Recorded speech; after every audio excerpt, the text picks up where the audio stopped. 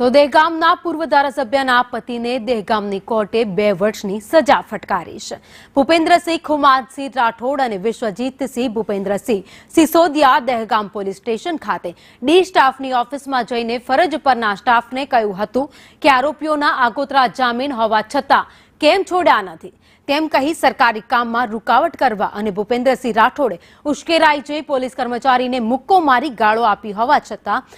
આ અંગે પોલીસે ફરિયાદ કરી હતી, ફરિયાદ નોંધી હતી, જે અંગેનો કેસ દહેગામ કોર્ટમાં ચાલી જતા સરકારી વકીલની દલીલોના અંતે દહેગામ જ્યુડિશિયલ મેજિસ્ટ્રેટ કોર્ટે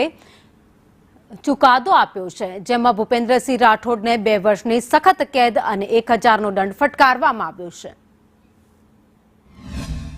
દહેગામ કોર્ટ દ્વારા જે જજમેન્ટ આવેલું છે એમાં મેં જામીન લીધેલ છે અને ડિસ્ટ્રિક્ટ કોર્ટમાં અપીલ દાખલ કરીશ અને મને વિશ્વાસ છે કે મને ન્યાય મળશે। દહેગામ કોર્ટ દ્વારા જે જજમેન્ટ આવેલું છે એમાં